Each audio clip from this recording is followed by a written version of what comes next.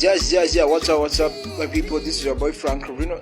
Sasa ngambagarukanya akantu k'ubwenge cyane kuri abantu rwose mujye mugira ikibazo cyo gusanga nta MB ufite ugasanga rwose ubona data ni ikibazo. Sasa ngambaza ni internet y'ubuntu mwaje mubona ama VPN menshi yagiye ahagarara tuze nka imwe twaga stack murabizi yarahagaze mu kwezi abiri yashize nta gitikora.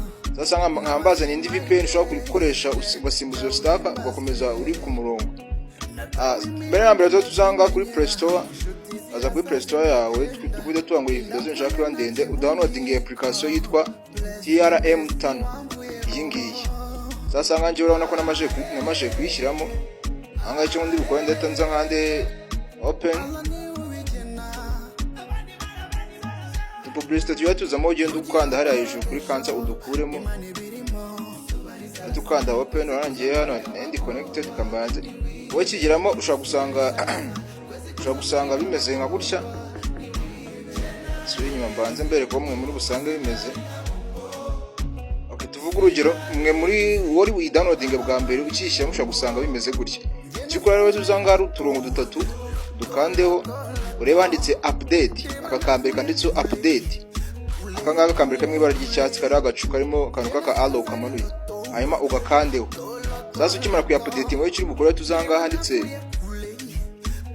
hanga kuri aka icon ka kabiri gakandemo nakazu ka kabiri gakande hanyuma uzano handitse search network country wakande usachingamo ijambo Rwanda gutya wandikamo rwagusa. Sasa nga internet yo ndi kubibutsa ngaha iri gukora ku sim card ya Airtel kandi Airtel zitangizwa na 0.3. Nabizi ziriya sim card zambe ziriya VPN zambe mpamvu zagaze za Starka za Global mpamvu zagaze nuko zakoreshaga ama sim card ya Airtel zitangizwa na 0.2. Airtel rero ingi itangizwa na 0.3 niba iri kubasha kwaccessinga ama VPN mu Rwanda niyo iri kubasha gukoraho. Urazamu kandi ahanganditse Rwanda Airtel network iya mbere nibuzwa ko ufite mukade bitangizwa na 0.3. Ahanga rwose birakunda n'uruca abana urahita manga Rwanda Airtel network akuri iya mbere. Bibutsa ko ururamuko uhisemo iriya ya Rwanda Airtel new ntago ibukore kwingi yakoraga ku masimukadi ya 0.22.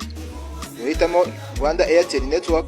Sasa ngaho ikikoro twanda ahanganditse start twanda start hanga utegereze bana ko tayari sibatanye kwa connecting bategereza tayari bana kisi ba connected hanga sasa urabona ko makilobyte utangiye gukoresha utangiye kwibaranga internet ya ubifite. Mwibutsa ko wowe tudasanga tutabana ku biganiro byangire musabye kandi subscribe and like ndetse n'ibindi ndakunda ugaruka utange feedback muri comment umbwire ko byakunze. Murakoze.